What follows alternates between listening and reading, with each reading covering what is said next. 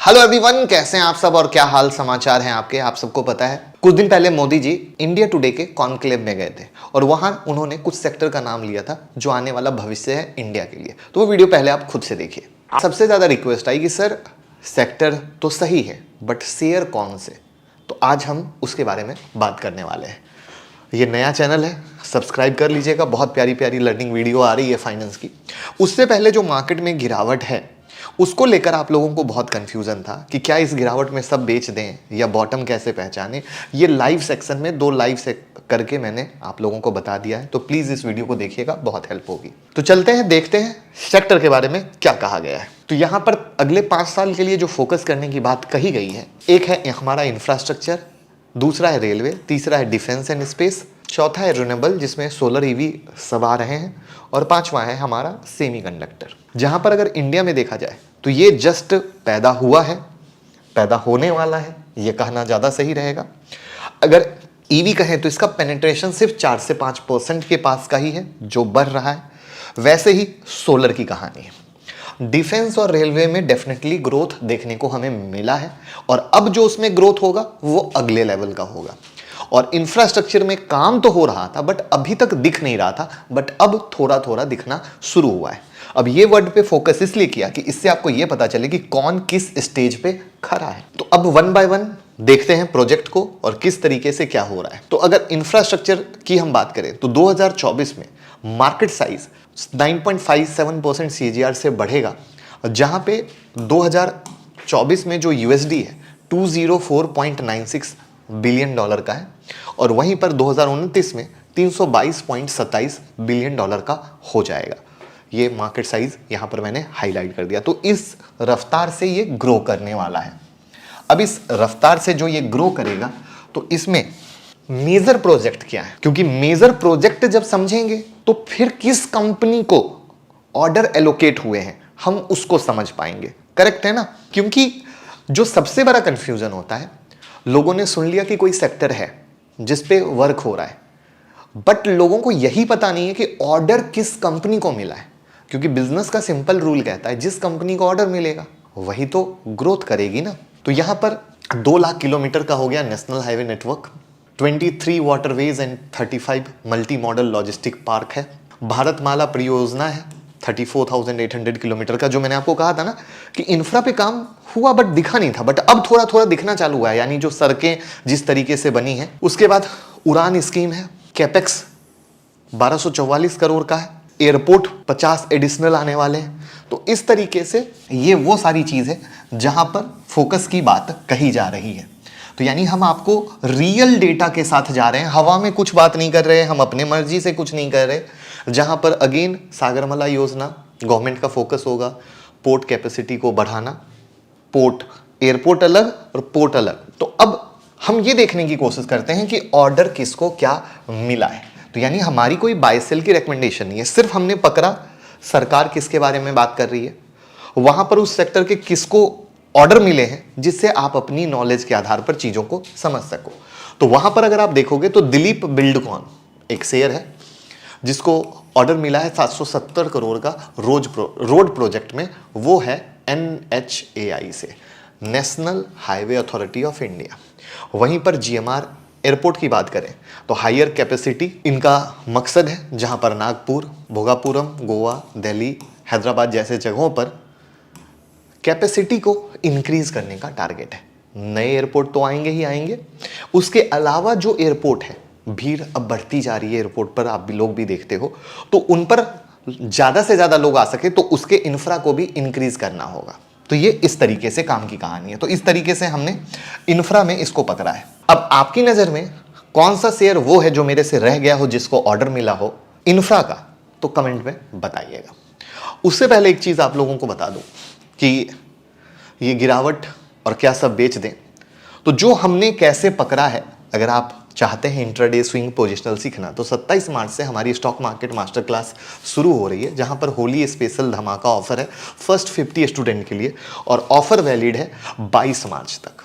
यानी first 50 student को 22 मार्च तक वो ऑफर मिलने वाला है। आप 9708094321 पे कॉल कीजिए, किसी को घबराने की जरूरत नहीं है।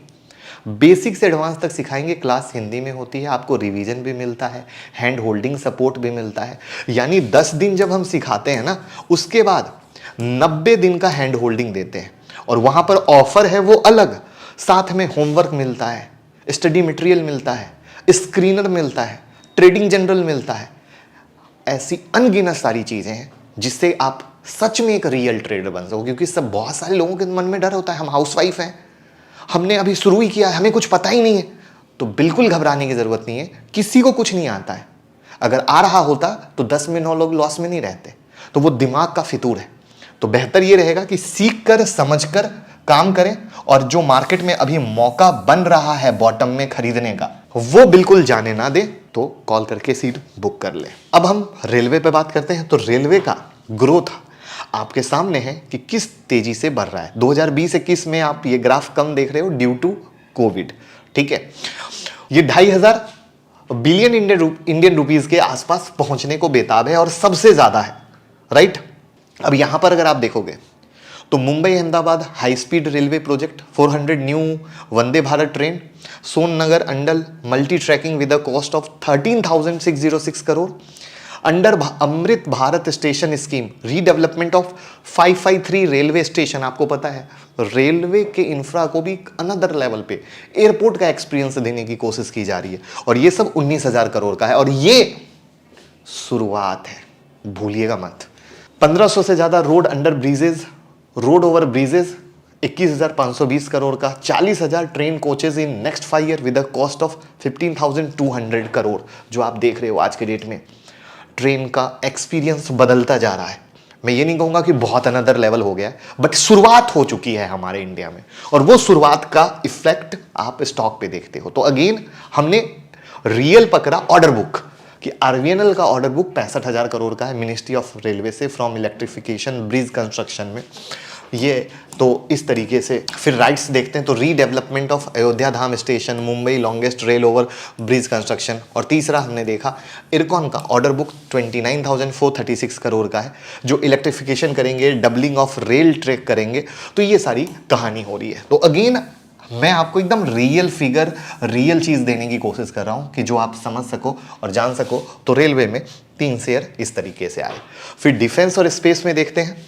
ये 2012 से 2024 का फिगर है, जिसमें again due to covid dip है। बाकी डिफेंस और स्पेस सेक्टर में अगर आप बात करो तो procurement of 97 Tejas mark 1A fighter with total cost of 55,000 crore.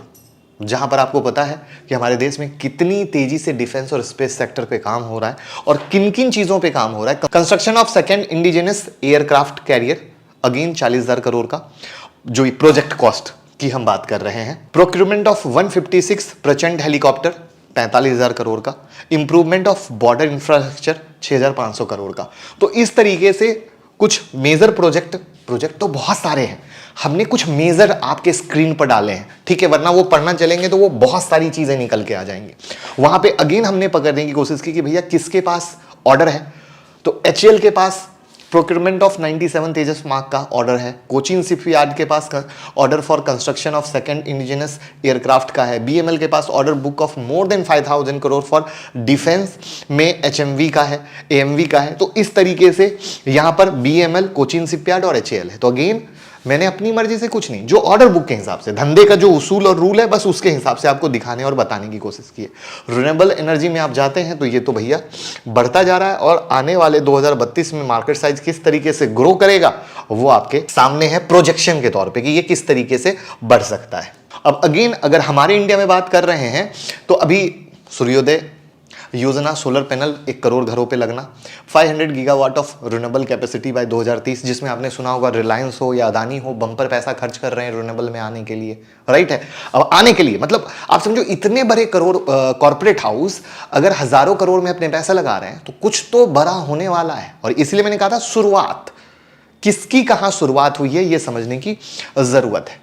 Plan to increase the share of gas in India's energy mix to 15% by 2030, up from 6% with total cost of $67 billion. जहां पर किस तरीके से, किस तेजी से काम हो रहा है। 5,000 कंप्रेस्ड बायोगैस फैसिलिटी के बारे में बात हो रही है कि इसमें काम होगा। तो इस तरीके से ये कई सारी लिस्ट आपके स्क्रीन पर दिख रही है। अगेन हम जाते हैं कि भैया स्टॉक कौन से जिनको ऑर्डर, तो REC जहाँ पर इनको सूर्योदय योजना से है जिसका कॉस्ट 1.2 लाख करोड़ का है। Tata power leading supplier for PM सूर्योदय योजना स्कीम है। NTPC 8225 megawatt of renewable energy project pipeline में है। तो इस तरीके से इनके पास प्रोजेक्ट हैं। सेमीकंडक्टर के बारे में बात कर रहे हैं तो 2022 में $26.3 बिलियन का है और 2032 तक $271.9 बिलियन का हो जाएगा। ये इंडियन मार्केट की बात कर रहा हूँ जहाँ पे प्रोजेक्शन बताया जा रहा है। अगेन मैंने बोला था ये अभी पैदा भी नहीं हुआ है, ऑलमोस्ट यही कहानी है। वहाँ पर सेमीकंडक्टर में ढोलेरा में गुजरात में 91,000 करोड़ का इन्वेस्टमेंट है। उसके बाद आउटसोर्स भी हुआ है semiconductor assembly and test in Morigaon Assam. Project की कॉस्ट 27,000 करोड़ की है।